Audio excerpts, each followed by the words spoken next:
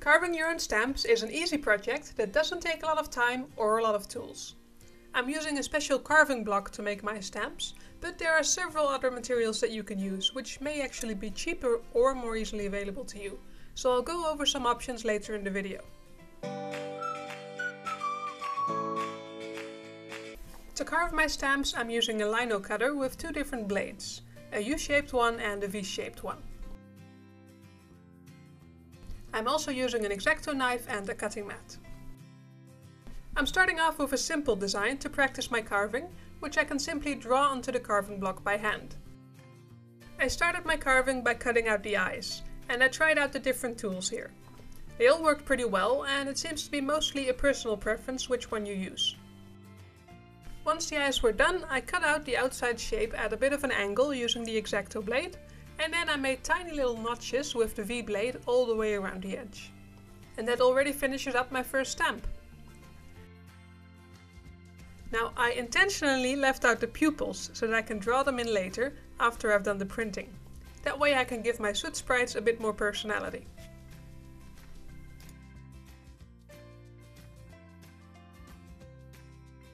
To find out how much detail this carving block can actually handle, I'm going all in with this paper crane design. In this case I printed the design from the computer and I will transfer it to the carving block. I went over the whole design with pencil and then I placed the design upside down onto the carving block. I traced the lines of the design and pushed down firmly with my pencil. It turns out that the carving block actually takes over the pencil very easily, so it ended up being a bit messy. But I can still see the lines, so it'll be fine. I started my carving work on the inside of the design, so that the material has some support on the outside and won't bend away when I try to cut it. I was really pushing the limits with these thin lines that I was making, so it wasn't easy to make this design. But I was happy to see that it was definitely possible. I just had to take my time and go slow.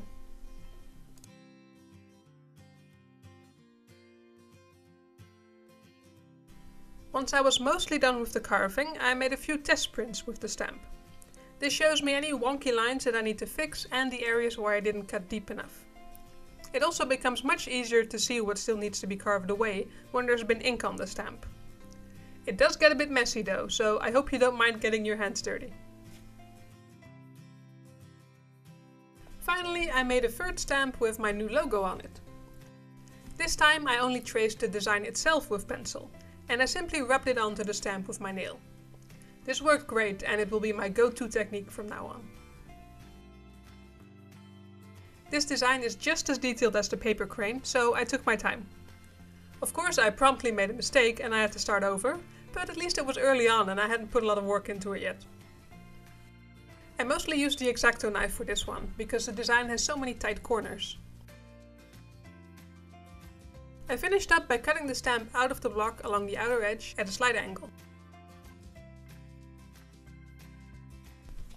The carving block works great for this, as it's very easy to cut and it holds its shape very well.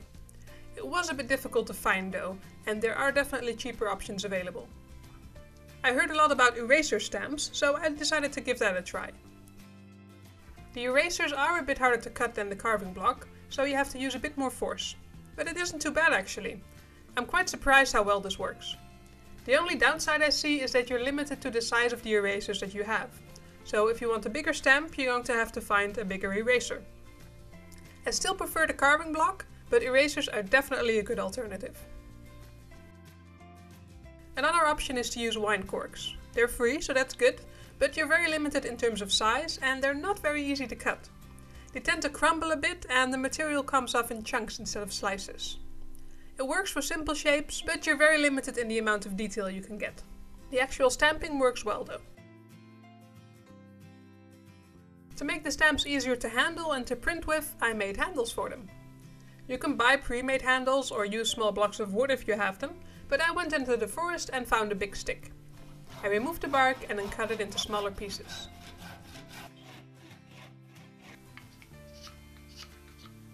I stamped the design on top of each of the handles. This will make it easier to position the stamps when you're using them. I didn't have any lacquer to protect the print, so I used clear nail polish, which works just as well. Finally, I used CA glue or super glue to get the stamps onto the handles. I made sure to match their position to the print on top of the handle. And that's it.